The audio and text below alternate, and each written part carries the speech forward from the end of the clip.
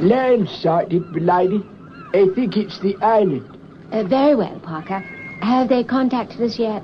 A bloke named Tracy was on the radio. He said it was all right for us to go ashore. Oh, yes, that'll be Mr. Jeff Tracy. Well, you'd best go and drop that thing over the side. You mean the anchor, milady? Oh, do I? Well, yes, I suppose I do. Then we'll go the rest of the way by car. Anything you say, milady. I'll see you downstairs in 2 minutes, then.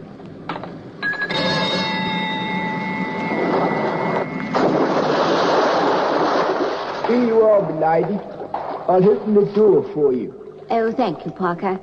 And do drive slowly. You know how I sometimes get seasick when we use the hydrofoil on the car. I'll go careful, milady. The sea's not too bad. Nice and calm it is. Good.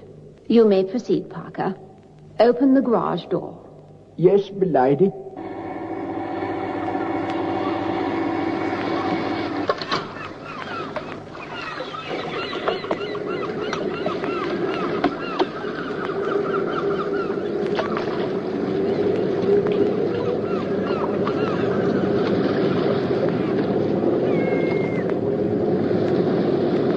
Can you see anyone on shore, Parker?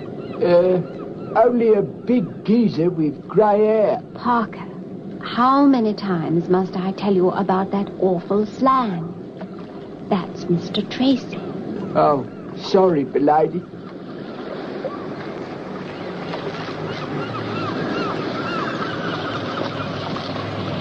Lady Penelope, it's good to see you again. Thank you, Mr. Tracy.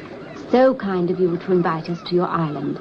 From what you told me in England, I'm in for some surprises. If anything can surprise you, I think it'll be the International Rescue Organization, Lady Penelope.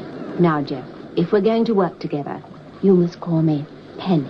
Okay, Penny, it's a deal. Shall we go up to the house? Up in, Mr. Tracy. Riding's better than walking, I always say. Thanks, Parker. Say, Fab 1 sure is a great automobile. We like it, don't we, Parker? Yes, milady.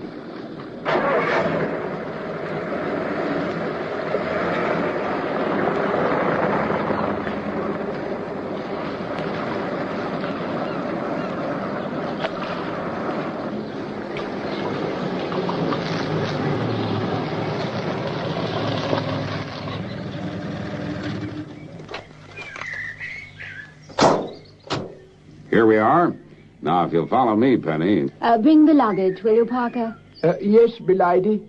I'll have to make several trips. You brought a lot of gear. Parker, when one's visiting, one tries to look one's best. Yes, milady. Good job she didn't empty the other 4 wardrobes. The yacht would have sunk. This is the lounge, Penny. I control most of the rescue operations from here. Oh, really, Jeff? It's quite beautiful. And not a sign of a radio transmitter anywhere. Yeah, Brains did a swell job. As you know, the organization must remain top secret. That's why everything is concealed. Quite so. It wouldn't do for your little ideas to fall into the wrong hands.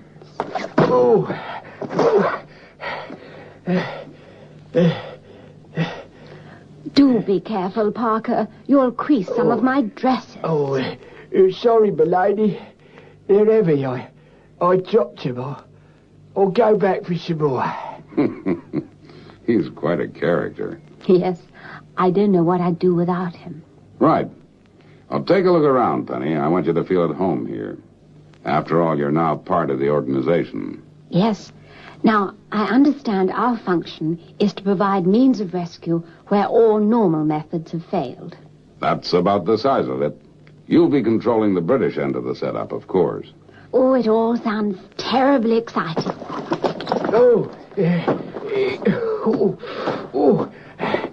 Do get up, Parker. Mr. Tracy doesn't want you lying about the place. Sorry, milady. I tripped over the cases. First lot, that is. I'll get some more. As I was saying, Jeff, I'm thrilled to be included in your plans. Ah, those handsome young men are your 5 sons, I presume. That's right. The portraits change to television pictures of them when they call in. At the moment, they're in their Thunderbird machines waiting for my instructions. Now let me see if I can guess which one is which. Starting from left, we have John, Scott, Virgil, Alan, and Gordon. Is that right? Exactly, Penny. I see you recognize them from their descriptions. Now, Brains is the genius behind the inventions, and Tintin is the engineer. That's right. And Grandma and Kirano, who is Tintin's father, complete the outfit.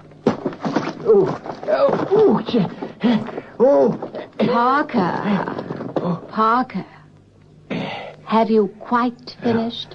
Yes, milady, they're all in there. Which one did you put the horse liniment in?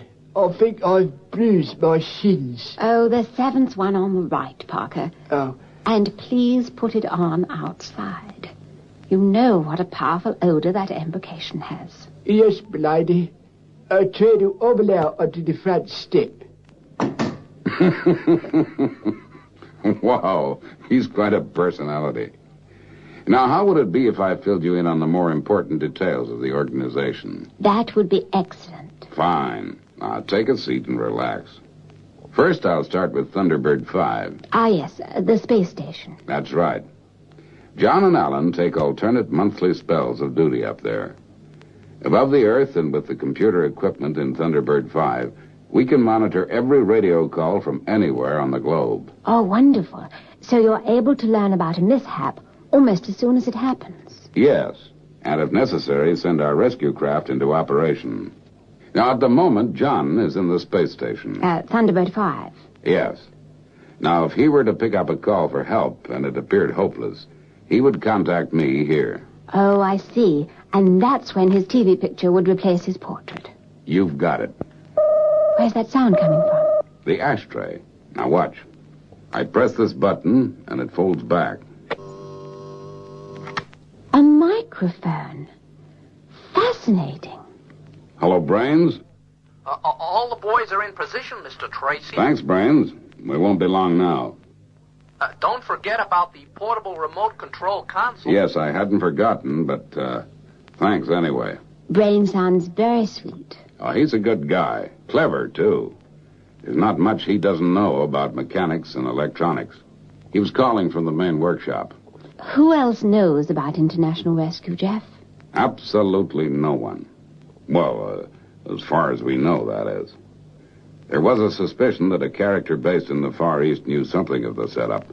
Goes under the melodramatic name of The Hood. But you can't be certain. No. If he is aware of the organization's existence, he's keeping it to himself. So far, our security has been 100% on the ball. Now, here's Kirano with some tea. Oh, excellent. And just at the right time. Kirano, this is Lady Penelope. She's come from England to meet us. It's a pleasure to know you, Kirano.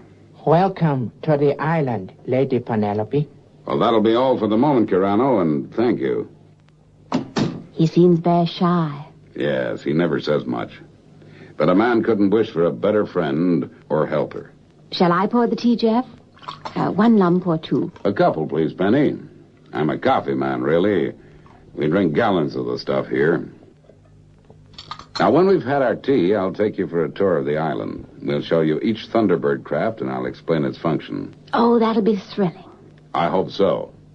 Oh, I mustn't forget that remote control unit. You mean that awfully heavy-looking box in the corner? Oh, Jeff, you mustn't carry that around. I'll ask Parker to do it. Parker? Parker, where are you? Parker. You called, milady? Yes, Parker. Where have you been? Oh, never mind. Look, will you carry Mr. Tracy's little box for him? Where to, milady? It looks heavy. We're going on a tour of the island. God, that's miles. Please, Penny, let me carry it. I assure you I can manage it. No, Jeff. Parker would feel most hurt if he couldn't help out. Wouldn't you, Parker? Yes, milady. Right, Jeff. Shall we go? Sure. I think it'd be as well to use your car, if you don't mind. The installations are well spaced out. Of course, Jeff. Come along, Parker. Don't dawdle. Yes, m'lady. Come in, m'lady. Oh, this case of his is heavier than all her ladyship's suitcases put together. You'd think a geared-up outfit like this would invent something later for a bloke to carry. If we could just stop here, Penny, I think it would be an ideal position to view the launch of Thunderbird 1. Anything you say, Jeff. Very well, Parker. Stop the car, please. Yes, m'lady.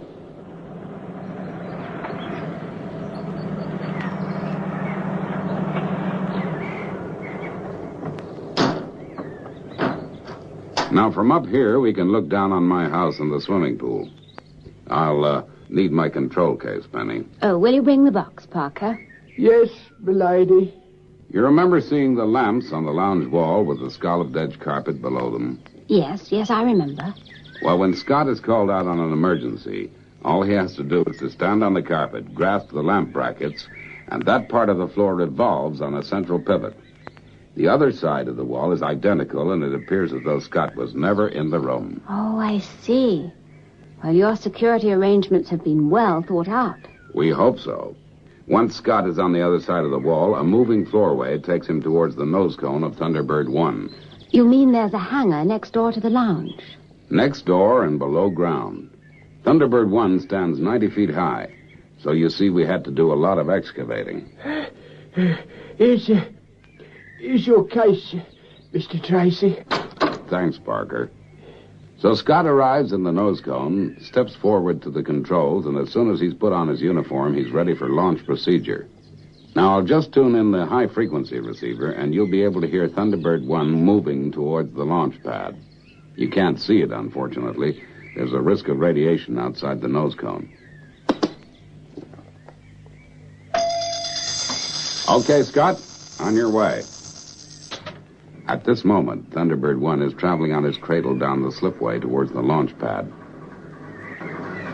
Right. Now, watch the swimming pool.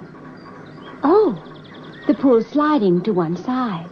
Yes, the whole basin travels beneath the patio. Cool. There's a great big hole there. That's right. And if you look below the level of the position the pool occupied, you'll see the nose cone of Thunderbird 1. Why, yes, I see it. Well, spite me. Now, watch your eardrums. She's about to lift off.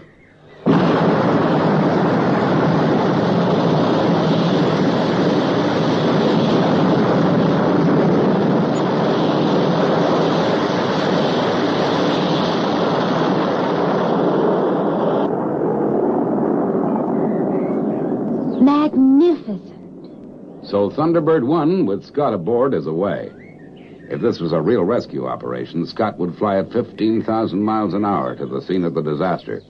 Now, if we move to the cliffs on the other side of the island, we can watch Thunderbird 2 in action. Parker, don't forget Mr. Tracy's little box, will you? No, m'lady.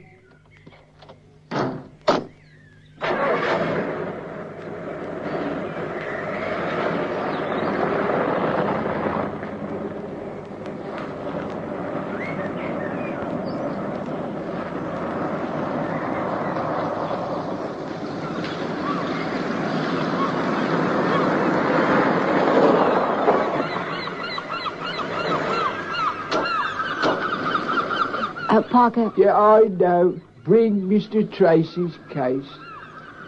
As you will see, there is a house jutting out of that cliff face. Below the house is a plain rock wall.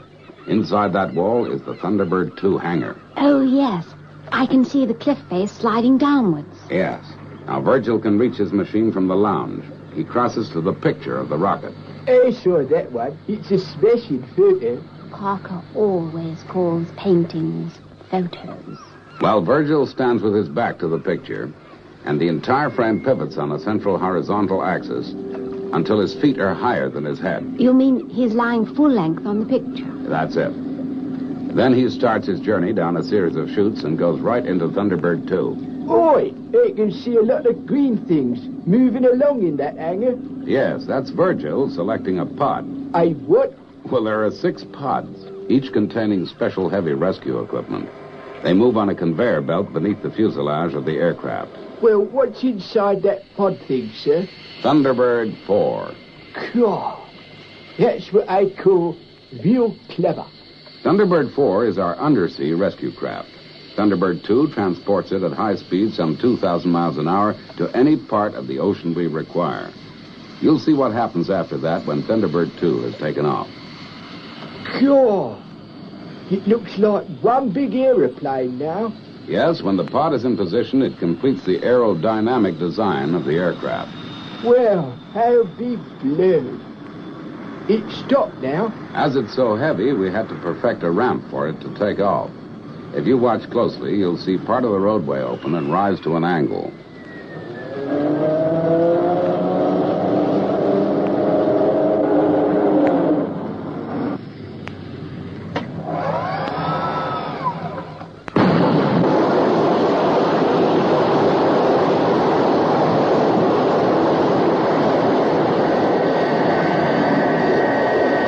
It's climbing. Ain't that something? The size of that thing. I never thought it would fly. Now, when I give Virgil the word, he'll bring Thunderbird 2 in over the sea, and you'll be able to watch the launching of Thunderbird 4. You can put Mr. Tracy's box down now, Parker. Oh, lummy. I was so interested, I forgot I was still holding it.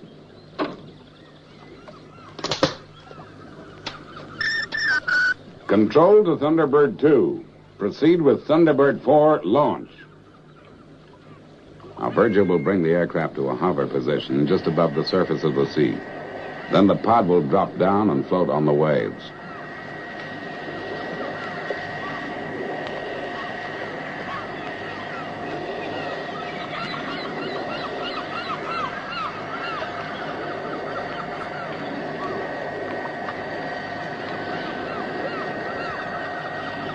The pod thing's opening. Yes. Launch rails slide out, and there...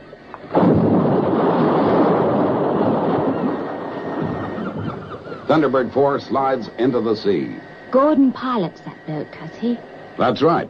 Like all the Thunderbird machines, the undersea craft is revolutionary in design and capability, thanks to brains. Right. Another little drive to the roundhouse, and the tour will be complete.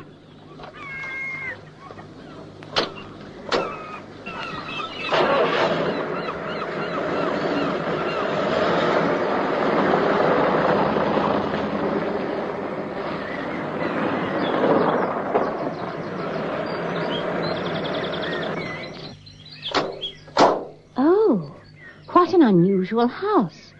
It's got a hole in the middle. Specially designed for our purpose, Benny. Below that house is Thunderbird 3.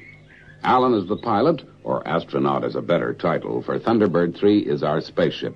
And, of course, it can be entered from the lounge. You guessed it, Benny. In fact, you were sitting on the couch which goes down beneath the floor, taking Alan with it.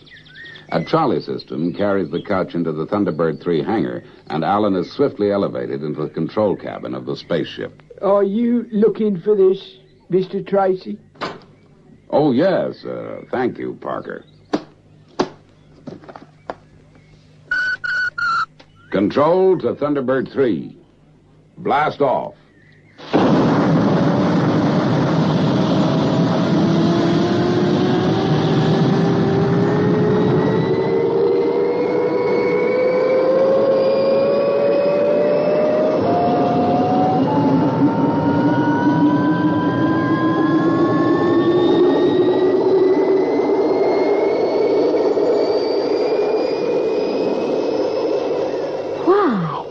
It came up through the center of the house. Yes. All our craft have to remain hidden. And that's why we've gone to such lengths to camouflage their hangars and launch pads. Well, I'm truly amazed, Jeff. I'm honored to have had the opportunity of including you in our secrets. Now, shall we return to the house for a spot of dinner? Kirano is an excellent cook. That would be very pleasant. Before we eat, Penny, I'd like you to come to the library. Now you're one of us, you must have our code signs and the other little essential details. You have a rest, Parker. I'll call you if I need you. Yes, milady. My, what a lot of books you have, Jeff. Yes. Brains does most of the reading. But this particular bookcase is mine. I see. It conceals a safe. Yes. Now, if you'll excuse me while I work the combination. Quite a complicated system. It is. Perhaps the most impregnable safe in the whole world. That's got it.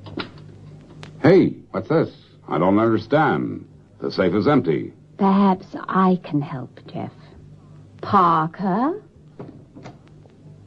You call, milady? Parker, you will put everything back at once. Everything, milady? Everything. I'm sorry, Jeff, but sometimes Parker's little talent comes in very useful. Well, with characters like you two around, international rescue can't go wrong. No, sir. Thunderbirds are definitely go.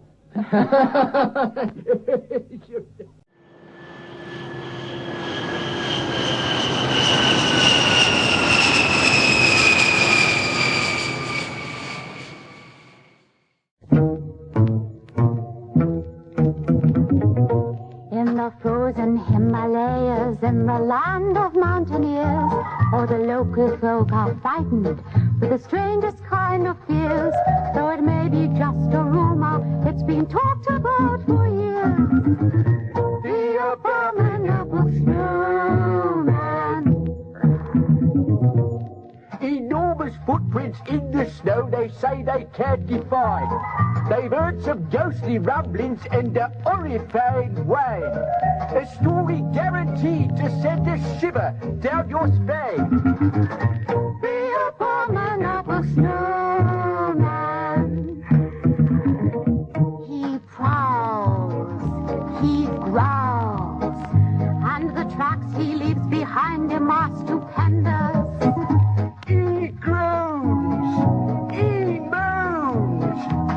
From the sound he must be something quite tremendous. It may be just a hoax, it may be true, it may be not. But if you should bump into him, he'll fix you on the spot.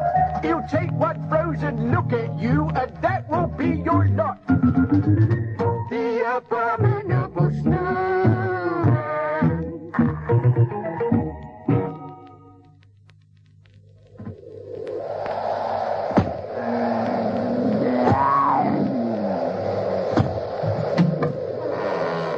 No, no.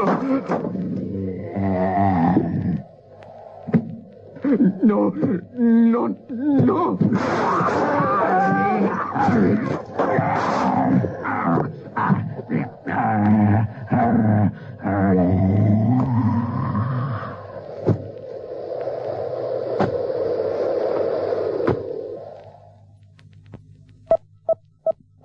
Ah, that's John from the space satellite.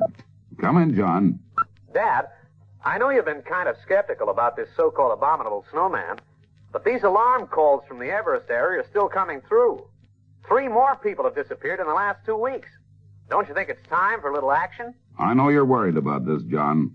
But as you know, Thunderbirds only answer direct calls for help when there is definite evidence that lives are in danger. Now, these Abominable Snowman stories have been going around for years. Now, leave it with me, John. I'll see what I can do. Okay, Dad. I'll let you know if I hear any more news. Over and out. Say, Dad, Penny's over in Delhi right now. What say we give her a call and ask her to investigate? Good idea, Scott. This should be just Penny's cup of tea. Tintin, bring me our agent's file for that area, will you? Then I'll call Penny.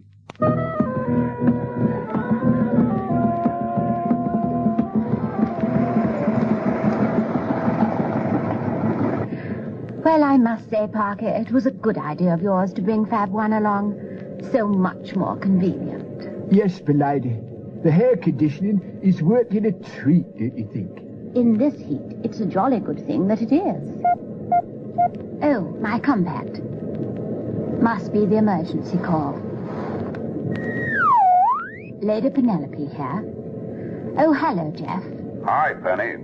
You may think this kind of strange, but we've been getting reports from the Everest area about this so-called Abominable Snowman, which seems to be terrorizing the local people.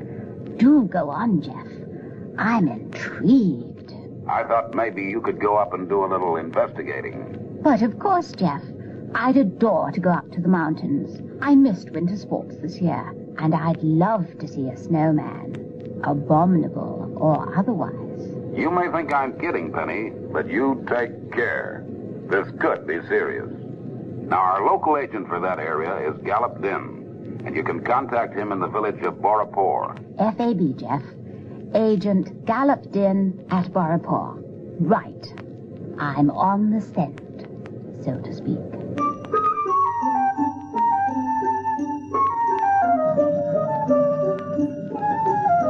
Oh, Lady Penelope, it is with an exaggerated sense of pleasure that I am welcoming you to Borapur.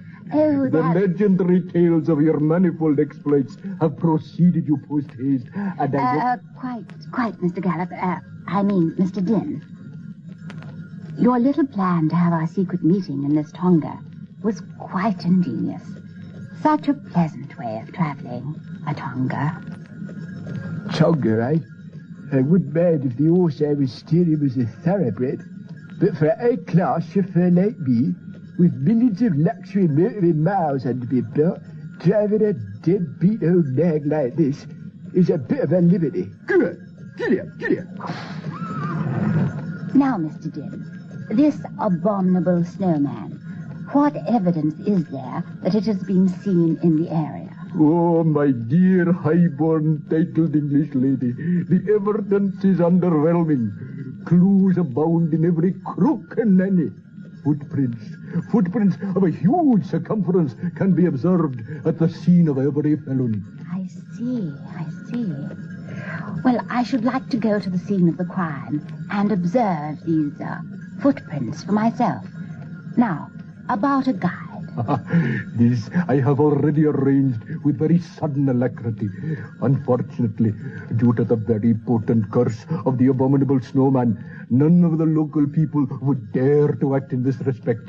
But with resilience born of experience, I have contacted a well-known Asiatic explorer who has worked in the area for many Indian summers. And he has agreed to act as guide. Excellent. The gratification I feel at your remarks is overflowing. Whoa, back! Whoa! Dear friend, we must part. Our destination has arrived. There is the ski-copter and the guide to transport you.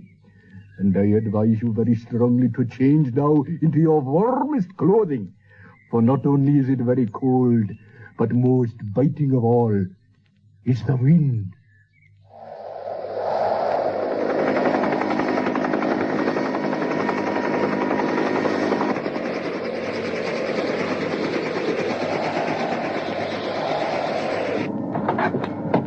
This is our destination.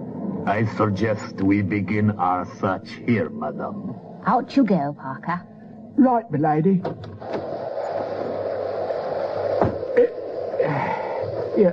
Let me help you down. Careful, milady.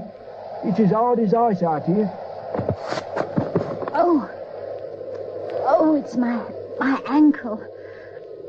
I'm afraid I've twisted it.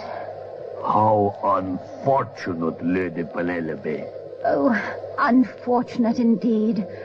Oh, what on earth can we do now? May I suggest that I take your servant to see the footsteps of the Abominable Snowman, while you rest in the passenger compartment of the ski-copter? Well, I'm afraid I have no choice.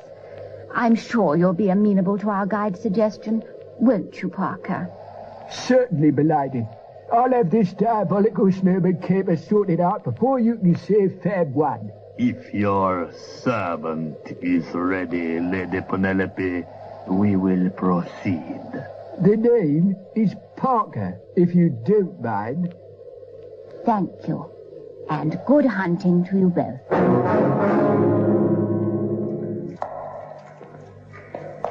Here, mate. Here, what is this? Some sort of Hey, Skip, what we doing in here? Strange things happen in this part of the world. For example, have you noticed that large steel door over there? Strange, is it not? A steel door in an ice cave. You can say that again, mate. The door opens. Shall we go in? Here, what's all this? Where did all these blokes come from? And what's all this drilling and shoveling like? Quiet, you fool! Hey, what's the gun for? What's your game down here, then? My game, you fool, is that I am the Abominable Snowman. Have you no imagination? I have lured you here like all the others, and now you are my slave like them. You too will dig and add to this ever-growing pile of priceless uranium, and I will become the richest man in the world. You might not be the snowman, but you're certainly abominable. Silence, you fool! I am in no mood for your insolence. I have a painful way of dealing with people like you, as you will learn when I return. But first, to deal with that meddlesome lady Penelope. I have something special in mind for her. Do not get clever ideas, fool. When this door closes, there is no means of escape.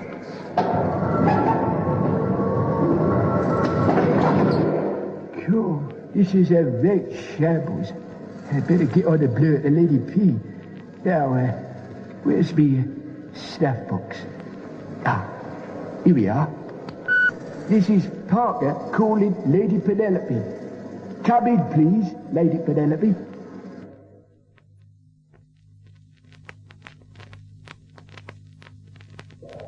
Yes, Parker. What on earth's the matter? Why the emergency call? We're in dead trouble, my lady. Our guide's turned out to be a bit of a villain, playing a double role. Not only is he our guide, but so he tells me, the Abominable Snowman too. I'm trapped in this here cave.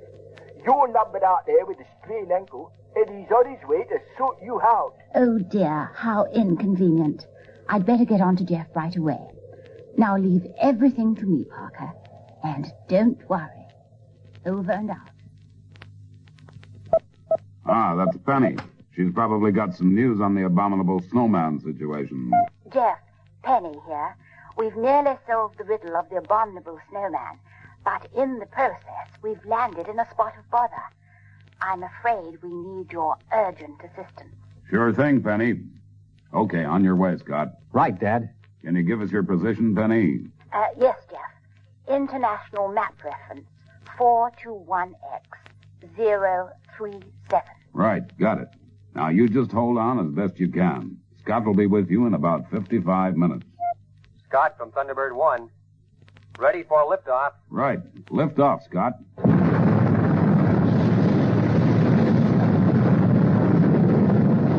Changing to horizontal flight. Base to Thunderbird 1. Penny's position is reference 421X037. FAB, Dad. Speed 7.5 thousand miles per hour. ETA 1805 local time. Oh, this wretched ankle. This is such an awkward moment to be immobilized. I do hope Scott arrives before it's too late. Oh, you're back.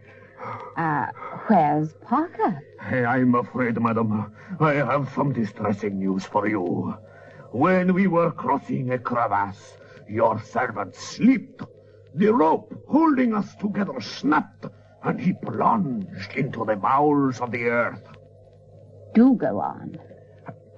All my Herculean efforts to rescue him were of no avail, and I fear he has gone to an icy and eternal grave. Your dramatic little piece of acting was almost convincing, except for one thing. What do you mean? Let me enlighten you. You have tried to convince me that Parker has fallen down a crevasse to his doom. But I know that although he has fallen into a trap, he is, at this moment, very much alive. You, sir, are a blackguard. Thunderbird 1 to base. Come in, Scott. What's your problem? No problem, Dad. Just checking to see if there's any change in the situation. No change. Just make it as snappy as you can. Penny's pretty smart at talking herself out of tight spots, but we don't want her to have to say too much. You talk too much. You are completely overwrought. I insist you lie down and rest until this brainstorm is over. I will certainly not lie down. Abominable snowman, indeed. I suspected from the first there was some sort of plot behind this.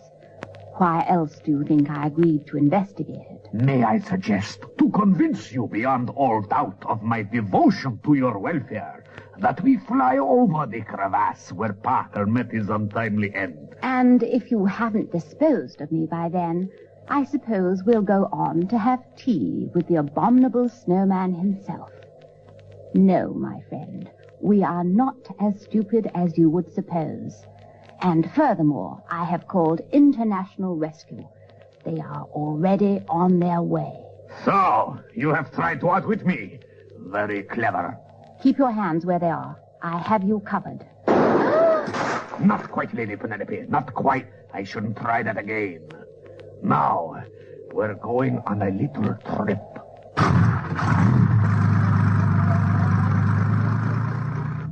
I've arrived at danger zone, but apart from some ski copter marks in the snow, there's no sign of them. Now look, Scott, we must find Penny before she comes to any harm. Now this is what you do. Now, Lady Penelope, how do you like my little torture chamber? Every modern device. You won't get away with this. Your kind never do. There is no need to lose your temper. You're a little uncomfortable, perhaps. Are those straps too tight? I may be a mere woman, but don't underestimate me. And don't underestimate me, Lady Penelope. This little piece of machinery here will perhaps persuade you to treat me with more respect. Let me demonstrate it to you. You see that solid steel girder over there? Watch. Straight through. I'm sure you'll agree, most efficient. Most efficient. Clearly, you are not going to all this trouble for nothing. What do you want? Not so fast, Lady Penelope. Now, if I aim the laser beam towards you, all I have to do is to keep my finger pressed on this button, and the beam will slice through the metal girder that you are strapped to on the same height as that swan-like neck of yours. But to avoid starting this unpleasant experiment, all you have to do is give me information about the codes used by International Rescue for their secret messages. Don't be surprised, Lady Penelope. I know that you are their London agent. Wherever you got your information, I can assure you it's quite false. Oh, come, madam.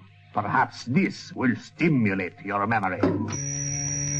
I will move the beam slowly. Now, will you tell me their secret?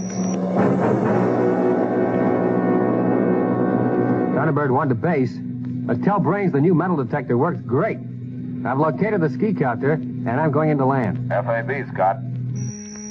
Speak now, Lady Penelope, or you will never speak again. The beam is only 6 inches from your neck. You struggle in vain. The beam unfortunately generates a great heat.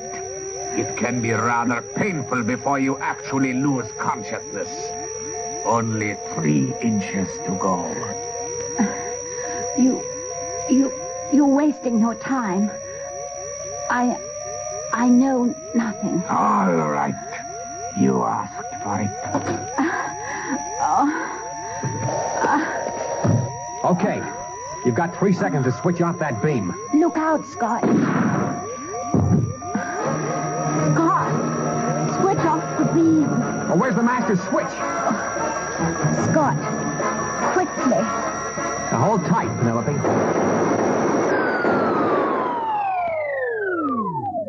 Penelope, are you okay? Okay, Scott. Oh, I hope you haven't been too incommoded, milady. Parker. Oh, it looks like I've arrived too late. Heavens, how did you get here? Oh, dear, this is all so confusing. Scott, is he dead? I only used my tranquilizer gun. You'll have a nice, quiet siesta till the airborne police arrive. Now, come on, let's get you out of here. Oh, what a relief. And how splendid to see you back, Parker. How on earth did you escape? I don't want to blow my own hooter, milady, but getting out of that nick was a pushover. And knowing how that rat villain was going to sort you out, I had to take drastic action. How resourceful of you, Parker. And how clever of you to find us, Scott. However did you do it? A Brain's new metal detector. It can pick up a metal object from a height of 1,000 feet. And that ski copter is all metal. Brilliant. Quite brilliant. Now, what about all those other poor people in that cave Parker escaped from? What can we do about them? Well, they'll be taken care of when the police arrive. And when our friend here wakes up, I don't think he'll be in any condition to take on international rescue again for quite a while. Don't you think we ought to contact Jeff now, Scott? I'm sure he's waiting anxiously for news. Sure thing, Lady Penelope. That's the call we've been waiting for. Go ahead, Scott. Oh, Jeff, Penny here. You'll be glad to know our little investigation has resolved itself satisfactorily. What started off as a light-hearted adventure turned into something quite nasty. Yes, Dad, it's a long story. One we'll enjoy telling you when we get back. Right, Scott. Bring Penelope and Parker back, and you can tell me the whole story then. Grandma will have a nice meal waiting for you. What an absolutely super idea, Jeff. As far as I'm concerned, the legend of the Abominable Snowman can be buried forever. F.I.B.